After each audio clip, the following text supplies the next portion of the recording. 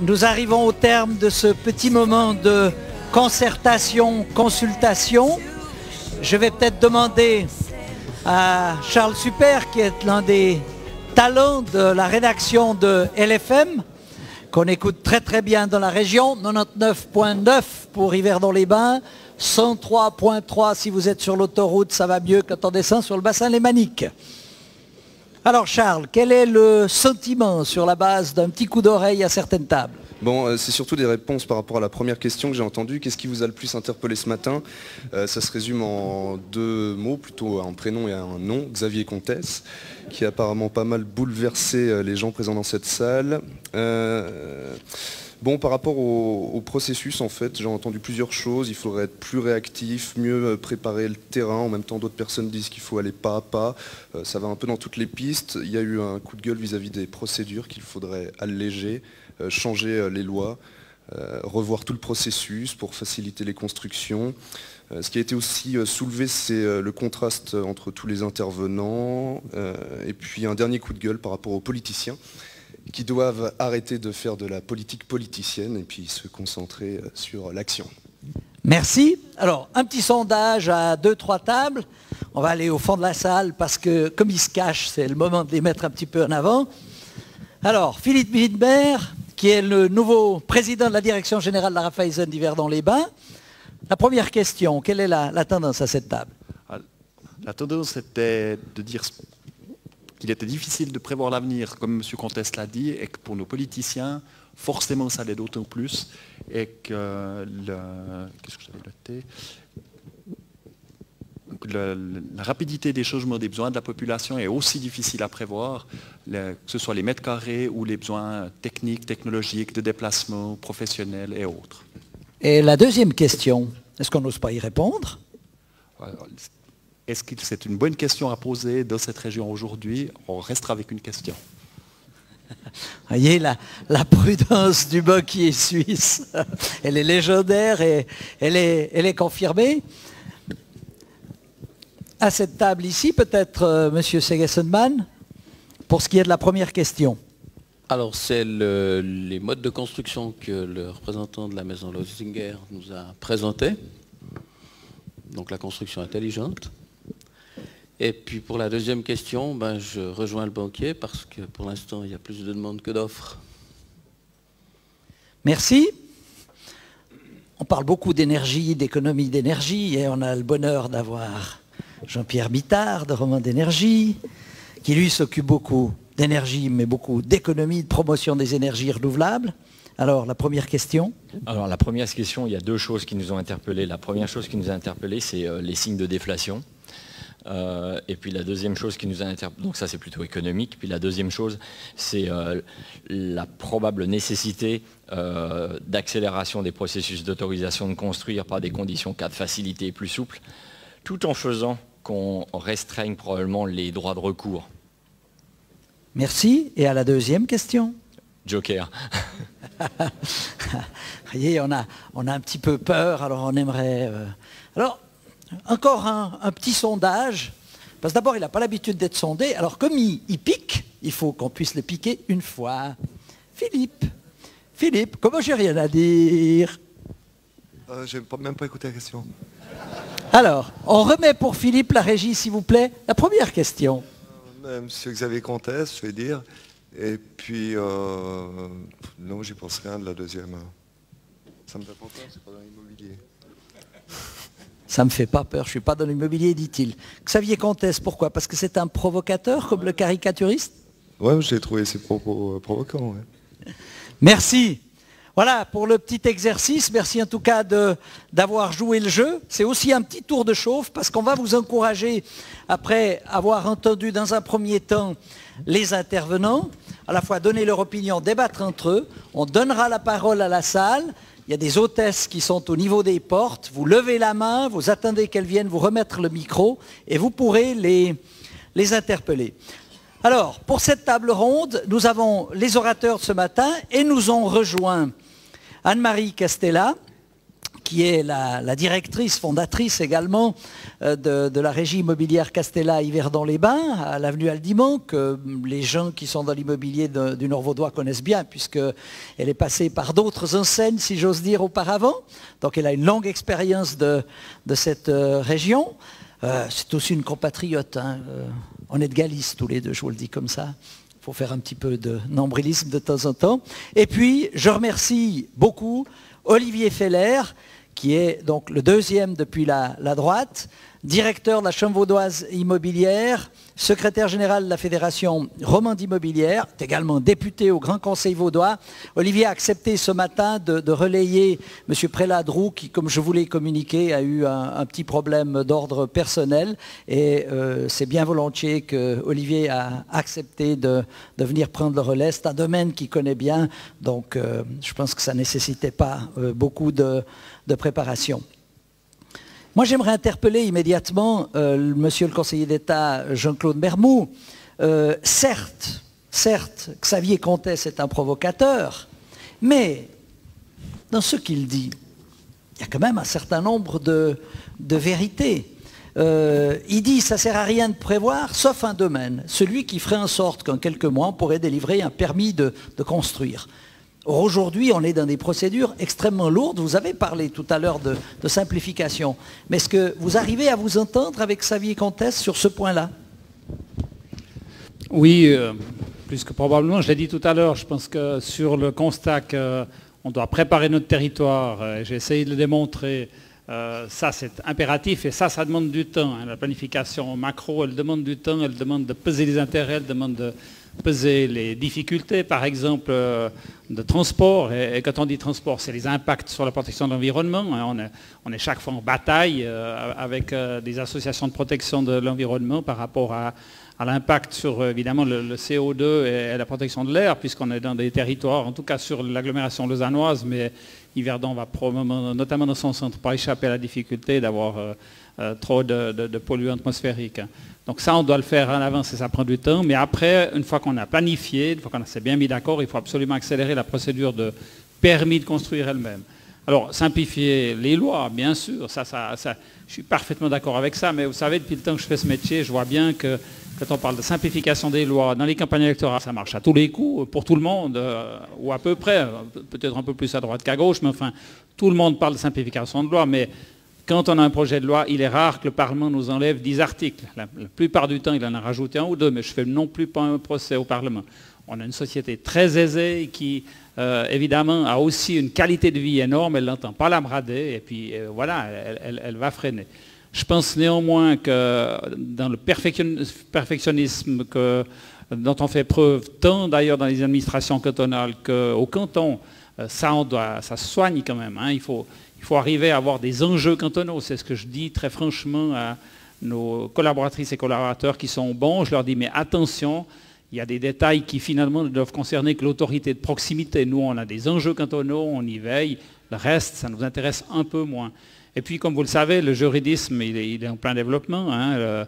La judiciarisation de la société, ça nous frappe. Ça a frappé de plein fouet l'Amérique, mais chez nous, à présent, on va bientôt faire un procès pour tout. Hein. Donc ça, on ne peut pas enlever. Et puis, comme vous le savez, 3 juristes, 5 avis. Et puis, en plus, un juriste, le meilleur moyen pour lui de se protéger, c'est de s'appuyer sur une jurisprudence qui, elle, ferme le jeu complètement. Donc ça, c'est nos réelles difficultés. Mais 100% d'accord sur le fait qu'on doit accélérer la procédure une fois qu'on s'est mis d'accord sur les grands enjeux et plus y revenir. Pratiquement, en 2 mots, quel type de consignes vous donnez à vos collaborateurs pour régler ce problème-là? C'est de se préoccuper des enjeux d'intérêt cantonal.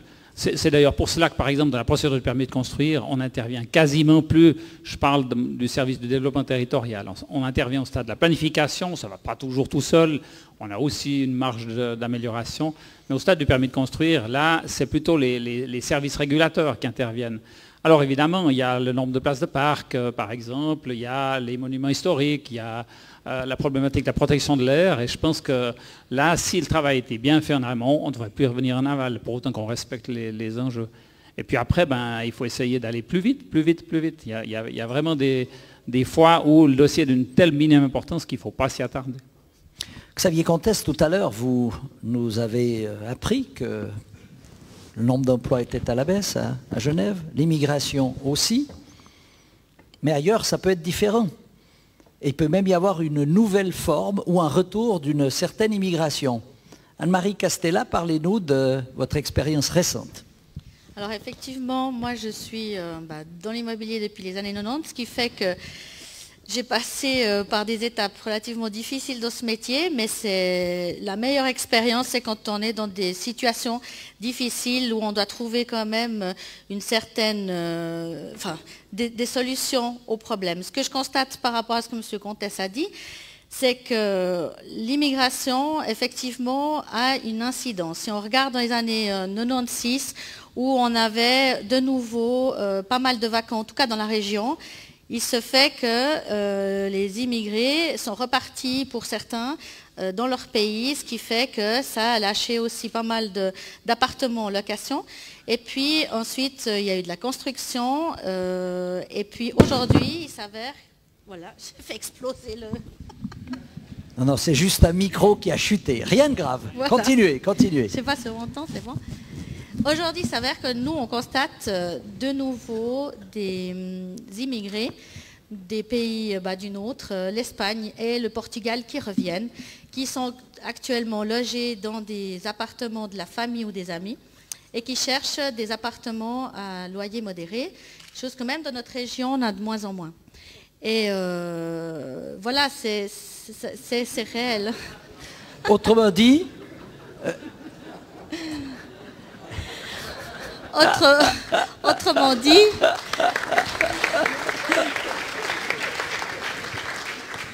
Autrement dit, la construction, elle est nécessaire. On ne peut pas dire qu'on doit arrêter de construire, il faut construire. Et comme l'a dit très justement M. Galland, c'est vraiment construire de la copropriété, construire des bâtiments locatifs. Les uns sont aussi importants que les autres. Aujourd'hui, on voit qu'il y a un investissement dans la région au niveau aussi des lots isolés, ce qu'on appelle les appartements PPE, qui se retrouvent ensuite dans le panel location, effectivement avec d'autres loyers, mais ça nous apporte aussi des familles avec des revenus aussi élevés, qui sont aussi un bien pour notre région. Et je défends effectivement la construction. Mais alors, quel type de construction? Il faut réagir vite. On voit que l'Europe est en crise. Les premiers effets dans le sud de la France, c'est que depuis le printemps, vous avez énormément de Portugais, d'Espagnols qui viennent refaire de la cueillette dans l'agriculture, dans l'agroalimentaire de manière générale. Et Anne-Marie Castella nous signale que la demande se fait aussi ici. Comment est-ce qu'on pourrait réagir à ce nouveau type d'immigration qui n'a rien de luxe et qui ne peut pas s'offrir des logements de 4 pièces à 3 000 francs par mois? Xavier Comtesse. Comme vous l'avez compris, je ne suis pas un spécialiste de la construction, mais juste une remarque. Donc moi, ce que je voulais montrer, c'est qu'il y a des cycles et que les cycles vont se rapprocher de plus en plus, et donc il faut introduire la flexibilité dans la construction aussi, et que la manière dont je le voyais, c'était dans la rapidité de réaction. Et on pourrait établir une loi, puisque dans le fond, le législatif, le Parlement ne fait que ça. Hein, il légifère, donc il fait des lois. Et je propose une nouvelle loi qui serait de ce genre. Vous voyez, si j'oublie de remplir ma feuille d'impôt, je suis pénalisé, hein, et donc je dois payer.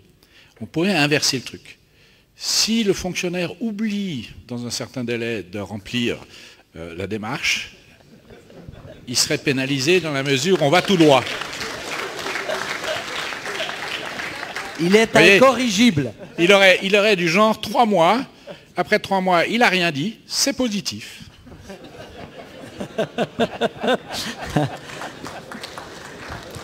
Jacques Montanet, vous avez été pris à partie tout à l'heure par Xavier Comtesse. Alors, la parole est à la défense. C'est bon? Oui.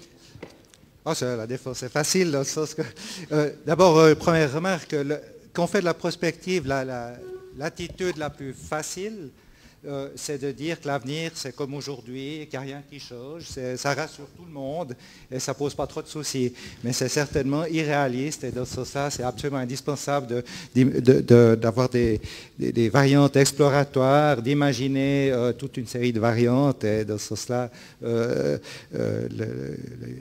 propositions de Xavier Comtesse sont toujours intéressantes à prendre pour le débat. Ceci dit, je m'étonne quand même, si je pense au premier travail d'Avenir Suisse, qui était une analyse des projections de la Confédération il y a quelques années. Et à l'époque, il trouvait que la Confédération était beaucoup trop timide, que le solde migratoire était très clairement trop faible. Bref, il fallait aller beaucoup plus haut. Maintenant, il fallait beaucoup plus bas. Au fait, mon expérience, qui fait des projections depuis plus de 25 ans, c'est que dans ces cycles qui existent, on a souvent tendance à être beaucoup trop influencé par ce qui vient de se passer. Il faut prendre du recul. Et le recul, c'est de dire, on constate que le canton de Vaud est plutôt un canton attractif. Et après les accords bilatéraux, je dirais la Suisse, face à l'Union européenne, on a plutôt plus d'arguments pour dire qu'on va être attractif, même si régulièrement il y a des difficultés à surmonter, qui ne sont d'ailleurs pas,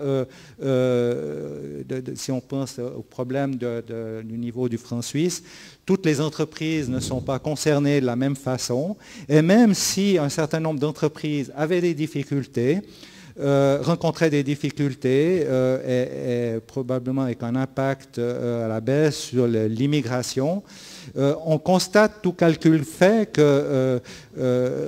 qu'on fait des calculs démographiques, qu'il y a une certaine inertie. Ça veut dire qu'on ne change pas les tendances si facilement. La croissance récente va engendrer indirectement un certain nombre de naissances. Ça veut dire même en imaginant un solde migratoire clairement plus bas à cause de situations qui momentanément se péjorent, on aura quand même une croissance de population non négligeable. Et quand on construit, dernière remarque, il ne faut pas que vous regardez le temps de la discussion, quand on construit pour de nombreuses années.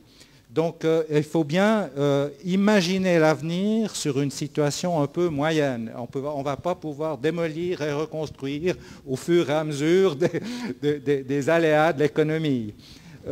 Donc il faut faire un pari sur l'avenir. Il est clair qu'on peut être plus ou moins optimiste. Et quand le SCRIS a défini ces scénarios, on a consulté un certain nombre de spécialistes pour avoir une sorte de vision large avec des expériences multiples. Et c'est ça qui nous a conduit à choisir ces hypothèses-là. Merci. On parle justement de construire. Jackie Gilman, une des choses... Parce que... Oui, vous voulez réagir? Allez-y. Non, je voulais juste répondre. Au début des années 2000, on avait sorti une étude avec Avenir Suisse où on montrait que dans le fond, on aurait une forte immigration. Ce qui s'est prouvé être exact. De 2000 à 2010, on a eu une très très forte immigration, notamment de personnes hautement qualifiées, qui a troublé un petit peu la Suisse, il faut voir, surtout les Suisses allemands, parce que ce sont des Allemands hautement qualifiés qui sont venus en Suisse, des docteurs, des professeurs, des chefs d'entreprise. Et c'était un peu curieux parce que c'est une immigration extrêmement rare où ceux qui arrivent parlent mieux la langue que les locaux. Vous voyez ? Et donc, ça crée un bordel inimaginable jusqu'au blic. Donc c'est ça qu'il faut voir. Et aujourd'hui, on dit, Avenir Suisse, oups, ça change. Et donc c'est pour ça que les démographes s'affolent, vous voyez. Donc maintenant on lui dit, il triche. C'est trop pas ce qu'il qui dit. s'affole, parce que c'est vous qui changez d'avis chaque fois qu'il y a une situation qui évolue. Ils s'affolent parce que dans le fond, ils ne veulent pas accepter qu'il doit faire de la démographie à 6 mois. Non, le rythme d'évolution du démographe, c'est peut-être plutôt la génération, 25-30 ans. Merci. Jackie Gilman, l'étranger, quand il arrive en Suisse pour la première fois, il est étonné, de manière générale, par l'absence ou quasi-absence de bâtiments très hauts. C'est effectivement une chose qui frappe. Or, vous l'avez dit tout à l'heure dans votre exposé, il va quand même falloir non seulement densifier, mais construire en hauteur. Comment, comme constructeur, pourriez-vous convaincre toute cette frange de population qui ne veut pas voir de tours parce qu'on n'a pas la culture des tours dans ce pays et qui craint de manière quasi épidermique la concentration de population? C'est une question très difficile. Non, je crois construire. On parle de densification urbaine. Je pense malheureusement ça passe par là. Je crois très clairement, à un moment donné, il faut savoir ce qu'on veut. On ne peut pas vouloir garder les beaux prés verts à la campagne. et puis vouloir augmenter les logements en nombre, quoi. Donc à un moment donné, il y a des choix qui s'imposent. Alors ce que je peux dire moi, c'est que la qualité de vie dans les bâtiments de grande hauteur est rigoureusement identique à celle, ma foi, des immeubles plus classiques, si je puis dire. Alors c'est vrai, convaincre le voisinage que l'ombre portée par les tours, je sais pas, il y a un quart d'heure de moins de soleil ou d'ombre par jour, etc., etc. C'est vrai que ce sont des arguments, de temps en temps, la collectivité doit passer devant l'intérêt individuel, quoi, hein. Mais je pense qu'on peut très bien vivre, on a livré la semaine dernière une tour à Zurich et j'ai rencontré les acquéreurs, puisque c'est parti en accession à la propriété. Ils se félicitent tous de leur achat. Donc je pense que c'est toujours pareil. Je crois une fois qu'il y a un exemple qui existe, il faudra rebondir sur cet exemple pour colporter, si je puis dire, la bonne parole. Alors, l'intérêt collectif avant l'intérêt individuel, Patrice Galland, est-ce que vous souhaiteriez, par exemple, une restriction du droit de recours? Je crois que le droit de recours, ce sera difficile de le réduire. Oui, il faudrait le réduire. Oui, il faudrait que moins de personnes puissent s'exprimer, ce qui est juste impossible. Par contre, ce qui est possible, c'est d'accélérer les procédures. Si, à un moment donné, on accélère les procédures, ce qui est aussi utopique, sera le mérite que les gens... Si beaucoup de gens font des procédures pour perdre du temps, pour gagner un peu plus de confort pendant quelques années ou pendant 5 ou 10 ans. Et puis, ils savent sûrement qu'ils perdront, ils investissent dans des procédures, et puis pour finir, le projet arrive. Donc si la procédure est beaucoup plus rapide, il y aura peut-être moins d'enjeux. Merci. Alors la question maintenant à celui qui est un peu sur les deux fronts, à la fois de l'immobilier et sur le front politique, il y a eu, j'allais dire, les mesures un peu menaces de monsieur le conseiller d'État Jean-Claude Mermoux et de son département. Et puis maintenant, il y a une initiative de la SLOCA qui a abouti. Ça veut dire que le peuple vaudois va devoir voter, notamment sur la possibilité d'une expropriation. Qu'en pensez-vous, Olivier Feller? Écoutez, je n'en pense pas beaucoup de bien, parce qu'au fond, quelle est l'approche voulue par l'initiative populaire de la SLOCA? Eh bien, c'est d'exproprier les propriétaires qui ne bâtissent pas alors qu'ils possèdent du terrain constructible. Et plutôt que de lancer une sorte de programme d'étatisation du sol, plutôt que de procéder à l'expropriation des propriétaires qui ne veulent pas bâtir tout de suite sur leurs parcelles, eh bien, il faudrait plutôt faciliter le parcours des acteurs de l'immobilier, de Patrice Galland, de Mme Cassella, des propriétaires qui souhaitent construire. Et c'est là que réside le problème, et on l'a vu dans les questions qui ont été évoquées tout à l'heure, il y a un problème au niveau de la lenteur des procédures, il y a aussi un problème au niveau de la rigidité d'un certain nombre de normes. Sans entrer dans les détails, mais nous sommes aujourd'hui dans le Nord vaudois, il y a évidemment le centre urbain qui est Yvernon, il y a d'autres centres urbains comme Chavornay par exemple, comme Orbe, mais il y a également toute une série de petites communes. Or, d'après le plan directeur cantonal, la population de ces petites communes peut croître au maximum de 15% d'ici au 31 décembre 2023. Vous voyez, si vous fixez dans une norme, en l'occurrence le plan directeur cantonal, un plafond de façon si rigide, alors il est vrai qu'il y a quelques exceptions qui sont envisageables, mais des exceptions qui sont relativement restrictives. Bon. Mais enfin, si vous fixez un principe de 15%, ça peut poser un problème à ces petites communes, y compris aux petites communes qui sont, le cas échéant, à proximité des infrastructures de transport. Donc on assiste à un phénomène de rigidité de normes et qui rend évidemment les procédures de construction extrêmement complexes. Merci. Avant de donner la parole à Jean-Marc Buchier, monsieur le conseiller d'État Mermoux, parce qu'il a d'autres obligations, va devoir nous quitter. Mais enfin, s'il y a une question qui lui est adressée, qui veut lui poser une question? Levez la main. Madame, ici, un micro, s'il vous plaît.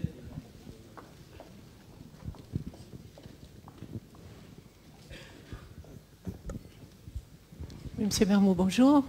Je me posais la question, à notre table, on s'est posé sur ce qui nous a le plus interpellé, c'est cette ingérence de l'État dans la propriété privée. Le fameux droit d'option que vous préconisez à mettre sur les terrains qui seraient non bâtis. Excusez-moi, mais là, je ne pense pas qu'on commence à être en démocratie. Je dirais même que c'est un choc pour nous de voir, par exemple, que l'État va débloquer 50 millions pour pouvoir favoriser à ce que les communes achètent du terrain. Jusqu'à maintenant, les communes, le disait, le préconisait, qui ne serait pas propriétaire de terrain. Donc, où va un peu la liberté privée et du territoire privé? Donc, c'est un peu cette inquiétude de la gérance de l'État dans un patrimoine privé. Ingérence de l'État ou acte de gouvernement? Jean-Claude Mermoz, allez-y.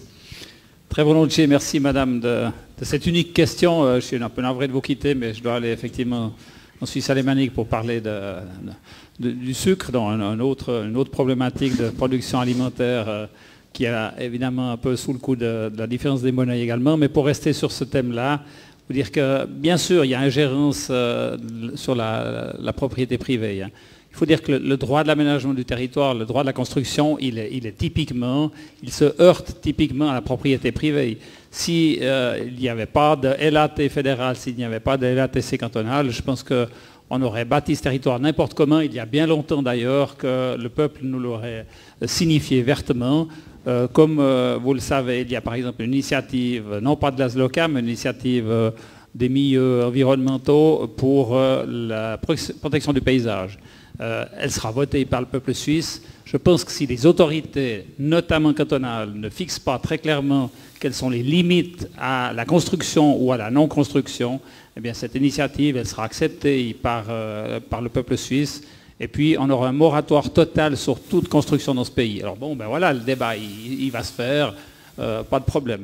À présent, sur le droit d'option, je vous ai dit qu'il allait faire l'objet de discussions au Parlement. Je crois qu'on peut faire confiance au Parlement pour en discuter, pour veiller à ce que cette atteinte à la propriété privée, parce que je ne le cache pas, elle est mesurée par rapport à la difficulté de l'enjeu.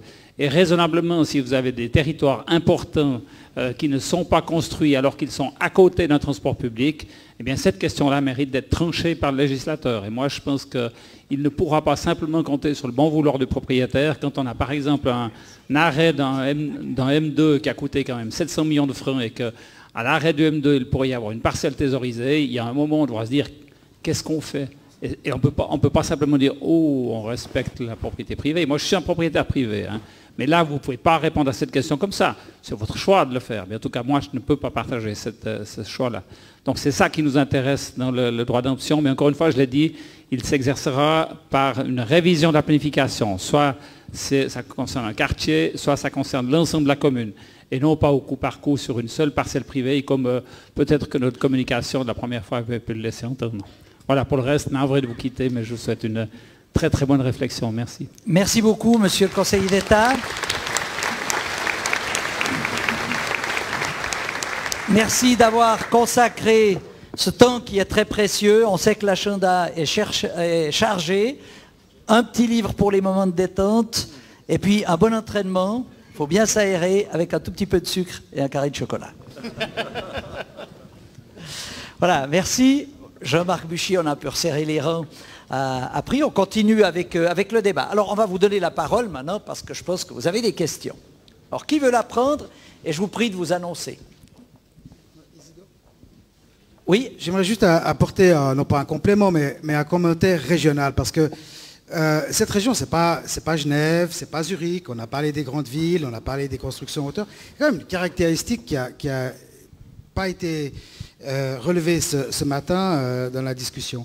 Les paramètres dans cette région ont considérablement changé. Ce n'est pas seulement l'attractivité, mais il y a quelques années, Isidore, tout à l'heure, faisait allusion aux états généraux du logement. On en a organisé 2 au début de cette décennie, je crois en 2002, 2003, puis ensuite en 2005, 2006.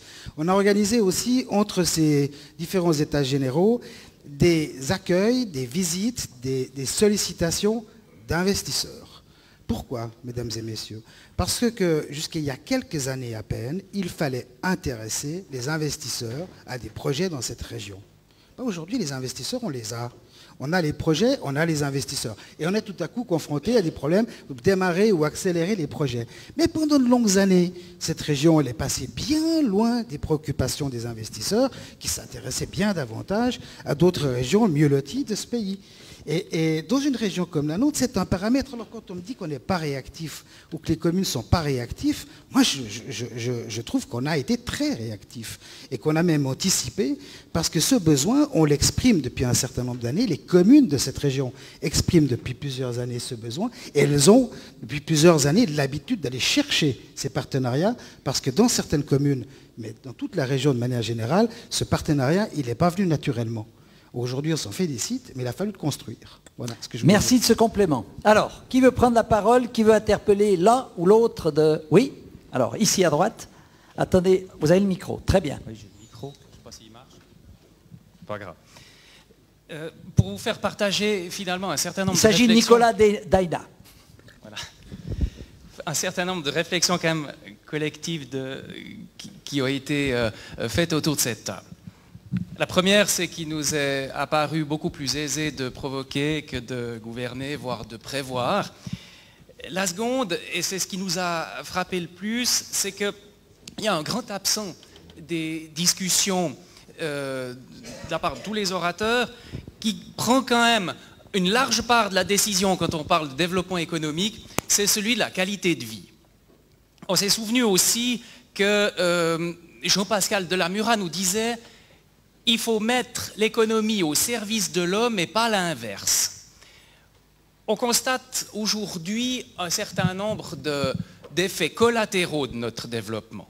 Les pendulaires, qu'ils soient du Nord-Vaudois en direction de Lausanne ou tous les pendulaires en direction de Genève, se rendent bien compte que nos infrastructures sont peu adaptées à notre développement. Un certain nombre d'études ont confirmé que le pouvoir d'achat des Vaudois était sans cesse en baisse depuis que la santé économique a réinvesti ce canton, sous réserve peut-être de l'année 2009 qui a été difficile pour tout le monde. On constate aussi, enfin tous ceux qui essayent de se loger, constatent aussi qu'en fait on fabrique des pendulaires, parce que c'est impossible de se loger près de son travail si on n'en a pas les moyens, et ces moyens sont de plus en plus importants. Dès lors, est-ce qu'on a véritablement mis le développement de notre économie au service de tous les êtres humains, de tous les citoyens? On n'en a pas cette conviction. On constate au contraire qu'on vit dans un canton extrêmement vorace fiscalement et qui paradoxalement n'a pas porté une grande attention au développement de ses infrastructures. C'est une critique que j'aurais volontiers adressée à M. Jean-Claude Mermoz, mais que j'adresse aussi aux représentants du monde politique. Et puis j'aimerais déboucher sur une question à l'adresse de celui qui commente les chiffres ou qui les met ensemble, c'est-à-dire M. Montonnet. Comment est-ce que l'autorité cantonale, comment est-ce que les statisticiens interprètent-ils l'indicateur PIB par habitant? On a vu que le canton de Vaud bénéficiait d'une croissance de son produit intérieur brut légèrement supérieure à la moyenne suisse.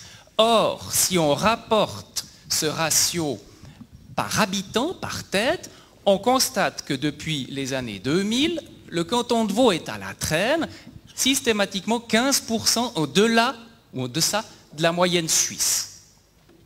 Donc finalement, on a une économie resplendissante, nous dit-on, on a un développement dont les effets collatéraux que j'ai esquissés sont tout de même préoccupants. Maintenant, dites-nous comment vous interprétez ce ratio qui nous positionne en 4e position sur la Suisse romande et loin derrière la moyenne suisse. Jacques Montonnet. Bon, je suis plus démographe qu'économiste, mais peut-être quand même une réaction. D'abord, le PIB au niveau cantonal est un indicateur qui est très délicat à mesurer correctement, donc il faut prendre pas mal prendre des pincettes, je dirais, pour interpréter correctement l'évolution de ces chiffres.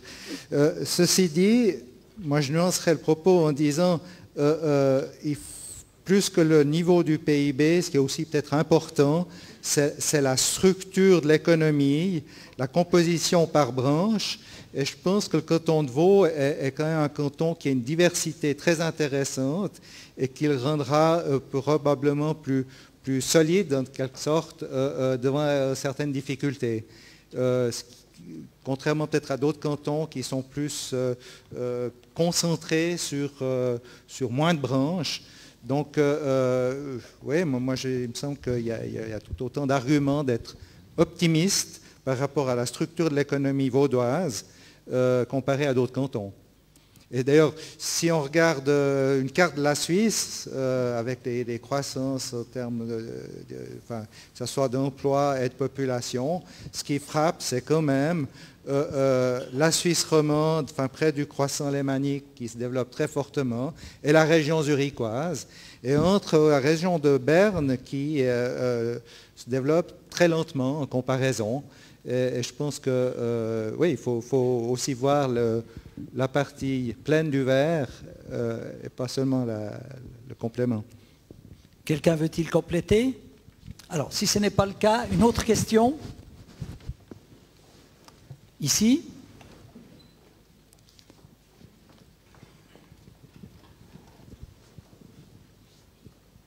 Merci.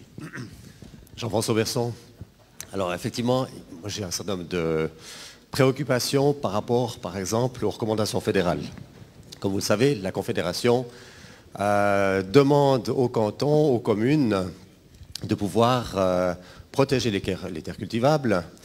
Et comme vous le savez aussi, la Suisse a le privilège de construire solide, puisque comme certains militaires des années 60, lorsqu'ils ont fait, pas le petit livre de Mao, mais le petit livre rouge, disaient chaque maison suisse est un bunker, a son bunker aussi, hein.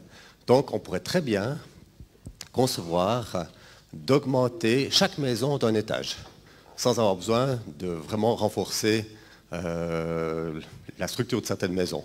Avec ça, c'est vrai qu'on arriverait à avoir un nombre d'appartements supplémentaires extrêmement important. Ça, c'est le premier élément. Le deuxième élément, c'est vrai que quand on veut faire des modifications, enfin par rapport à ça, je dirais aussi, ce qui est aussi intéressant de constater, c'est la difficulté et les lenteurs que lorsque la Confédération demande aux cantons d'appliquer ce genre de choses, ça se passe assez vite au niveau cantonal, mais alors au niveau de certaines communes, là il faut attendre presque des générations pour qu'on puisse modifier ce sacré règlement des constructions. Étant bien placé aussi dans ma commune, puisque M. Mermoux a fait état des 3000 m², effectivement, je suis tout à fait concerné, puisque j'habite cette commune-là. Même si aujourd'hui on va faire changer un certain nombre de choses. Enfin, ma préoccupation et ma question, c'est pourquoi est-ce qu'il faut tellement de temps entre des recommandations fédérales et jusqu'à ce que ça devienne applicable au niveau des communes? Si vous permettez, monsieur, moi j'aimerais quand même interpeller Jackie Gilman sur le rehaussement des bâtiments, parce que c'est un communiqué de presse, donc je le prends avec des pincettes. Il semblerait, en tout cas sur la place de Genève, l'étude qui a été faite, que pratiquement 80% des bâtiments ne pourraient pas être surélevés pour des questions de statique. Oui, je pense que ça doit être le cas. Je ne sais pas, je n'ai pas lu l'article, mais c'est vrai qu'il y a des règles de statique qui font que tout n'est pas possible quand même. C'est vrai qu'à Genève, le rehaussement d'immeubles, c'est quelque chose qui se pratique. Et très souvent, on peut faire ce genre de choses en utilisant de la structure légère. Hein, donc on fait généralement de la construction bois pour rehausser des immeubles. Mais c'est vrai qu'il y a des ouvrages qui ne pourraient pas soutenir un étage de plus, très clairement. Sinon, ce serait faire, comment dire, vous donner une très mauvaise image de la profession des ingénieurs. Merci. Alors sur l'autre question, peut-être Olivier Feller qui est engagé en politique. Bon, on assiste à une situation un peu paradoxale. C'est qu'il y a un principe important dans notre pays, c'est l'autonomie communale. Hein. Alors on peut décrier ce principe, on peut adhérer à ce principe. Il se trouve que la majorité de la population a décidé d'ancrer ce principe dans la constitution vaudoise. Enfin, il y a peut-être des communes qui n'ont pas envie de se développer et il n'y a aucun moyen aujourd'hui sur le plan cantonal de forcer ces communes à se développer. Bon.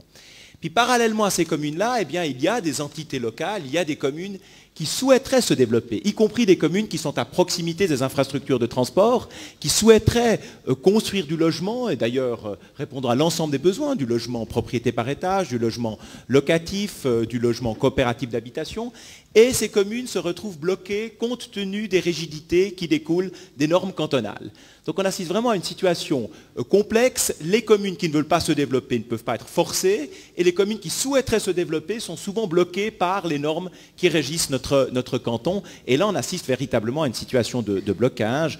On se disait tout à l'heure à notre table, au fond, l'État doit être moins planificateur, il doit être davantage facilitateur. Et là, il y a encore un grand chemin à parcourir.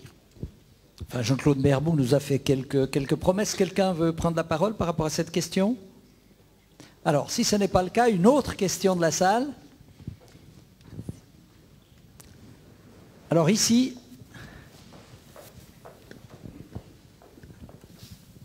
Thierry Muller, HRS. Moi, je n'ai pas vraiment une question. Effectivement, on parle beaucoup de la lenteur des procédures et autres. J'ai plutôt une proposition, c'est un cas vécu tout récemment, où il y avait un droit de recours, et sur le droit de recours, on m'a signifié que ce n'était pas 30 jours, mais que c'était 3 semaines de plus dû au ferry. Alors moi, je propose aux politiques un petit ruisseau, les petits ruisseaux font les grandes rivières, est-ce qu'on ne pourrait pas commencer à supprimer les ferries qui, pour moi, en termes de réactivité d'une population, n'a vraiment plus son sens. Ça ralentit les procédures et peut-être ce serait un début assez facile, à mon avis. Mais voilà, proposition.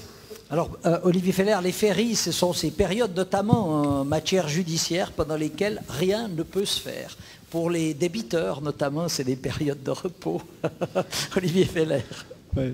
Faisons travailler les juges et les avocats à Noël, au fond. C'est ça que vous proposez. Et pourquoi pas, peut-être pas de façon aussi extrême, mais peut-être qu'on peut effectivement limiter les ferries. Mais c'est vrai, je partage votre approche, parce que c'est un petit exemple que vous citez. Mais c'est à force d'accumuler les petites embûches que l'on aboutit à des procédures longues et complexes. C'est un exemple que vous avez cité tout à l'heure, j'en citerai un autre. En 2008, vous me direz, c'est un petit truc de juriste. Mais à force d'accumuler ce genre d'obstacles, eh bien, on aboutit à des résultats insatisfaisants. En 2008, le Grand Conseil a adopté une nouvelle loi sur la procédure administrative. Et il s'agissait de déterminer le justiciable, la personne qui pouvait recourir contre une décision. Qui a le droit de recourir contre une décision? C'était la question que nous nous sommes posée. Et le Conseil d'État proposait que celui qui peut recourir, c'est celui qui est particulièrement atteint par une décision. Le justiciable, vous et moi, si nous sommes particulièrement atteints par une décision, nous pouvons recourir contre celle-ci. Et le Grand Conseil, enfin pas la famille politique à laquelle j'appartiens, plutôt l'autre bord politique, le Grand Conseil, malgré tout, a supprimé l'adverbe particulièrement. Donc celui qui peut recourir, ce n'est pas celui qui est particulièrement atteint, c'est celui qui est tout simplement atteint par une décision. Vous me direz, mais quel blabla technocratique. Mais voyez, en supprimant un adverbe dans une loi, eh bien on élargit le cercle de recourants potentiels contre une décision en matière d'aménagement du territoire ou contre une décision dans le domaine de la construction. Et c'est à force d'accumuler votre exemple, l'exemple que je viens de citer, beaucoup d'autres exemples, que l'on aboutit à un État qui complique plutôt qu'il facilite. Merci. Une autre question? Oui, ici, madame. Anne-Marie Vitti, je suis la directrice du CSST Hôpital de Sainte-Croix. Nous avons entendu ce matin des avis très contrastés, mais aussi, me semble-t-il, très complémentaires. Et merci pour ce débat. Ma question va à cette prestigieuse table ronde. Quelle vision, quelle stratégie, quelles recommandations ou suggestions pourriez-vous faire pour que les régions périphériques telles que la Vallée, Sainte-Croix, puissent aussi être considérées comme de potentielles ressources et puissent favoriser le développement économique? Merci. Alors, le provocateur, a-t-il une petite idée pour ces régions-là? Non, mais tout à fait. J'étais il n'y a pas très longtemps, enfin quelques années quand même, c'est vrai, à la vallée de Joux, mais on a fait un speech exactement sur une conférence exactement sur cette question. En fait, c'est simple, la réponse. Il faut chacun trouve une spécificité qui vous fait une identité et qui vous fait reconnaître à travers ça. Donc, Vallée de Joux, c'est 6 000 habitants, 6 000 travailleurs. Il n'y a personne au monde qui a ce quota. Ils ont autant de travailleurs que d'habitants. Bon, c'est les Français qui font la différence, mais moi, j'aurais bien aimé être ministre de l'économie d'un pays comme ça. Vous voyez.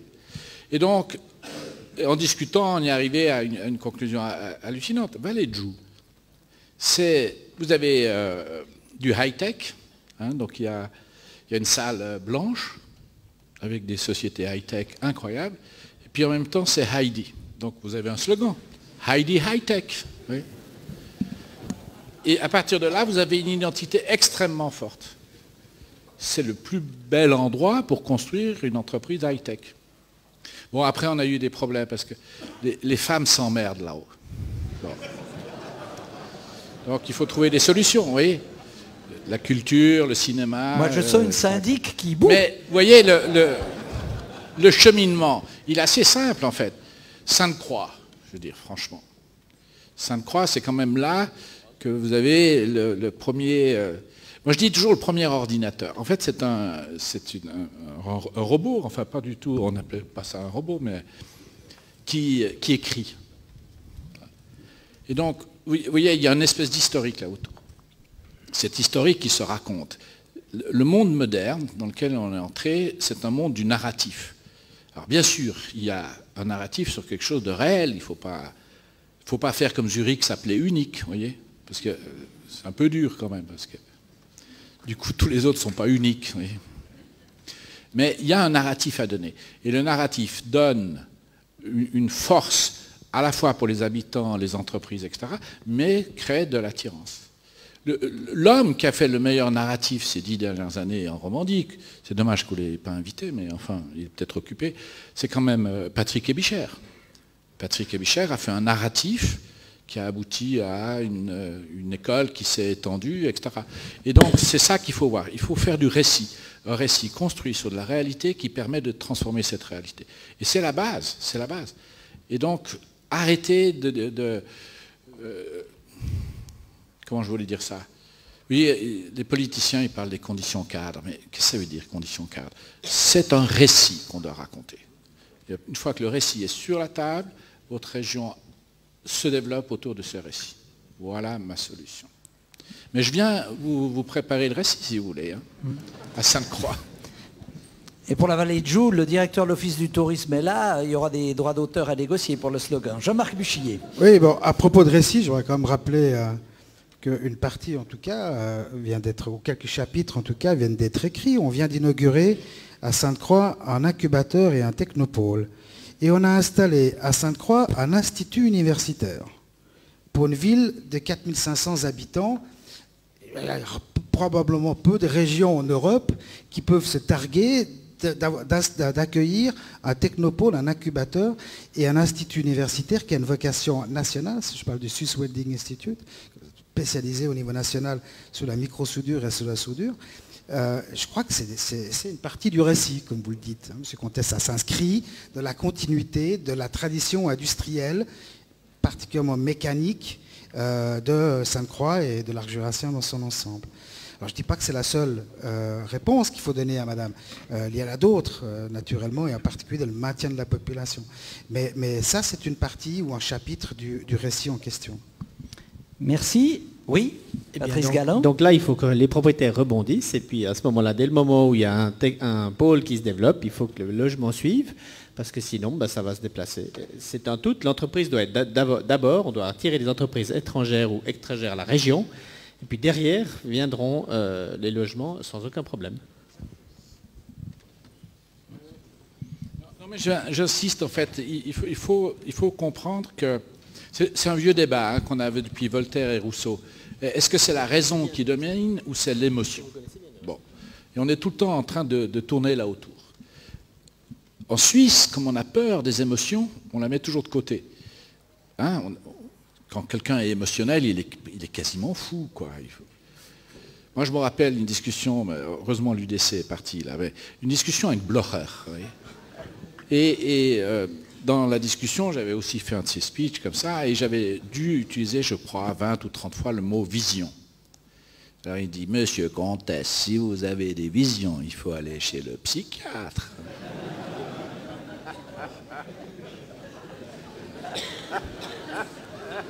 J'ai répondu, Monsieur Blocher, si vous n'avez pas de vision, il faut aller chez l'opticien.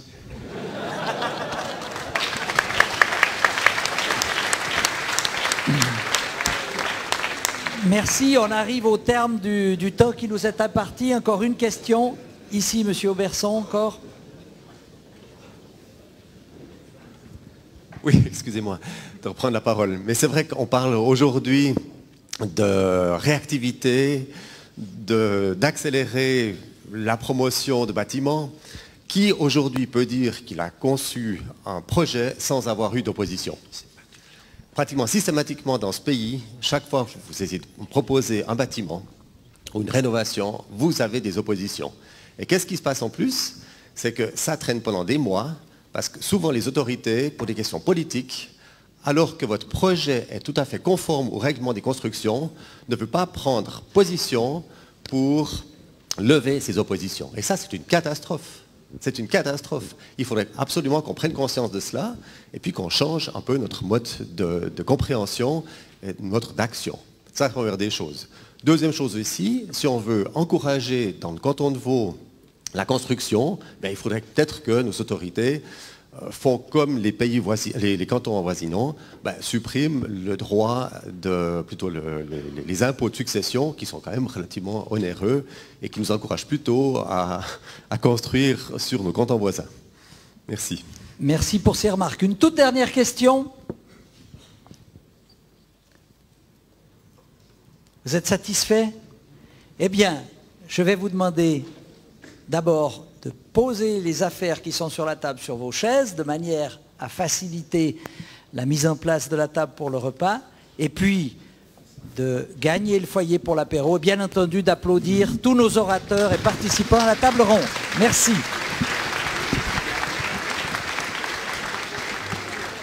Alors, un appel aux représentants des partenaires du forum. Il faut un représentant par partenaire.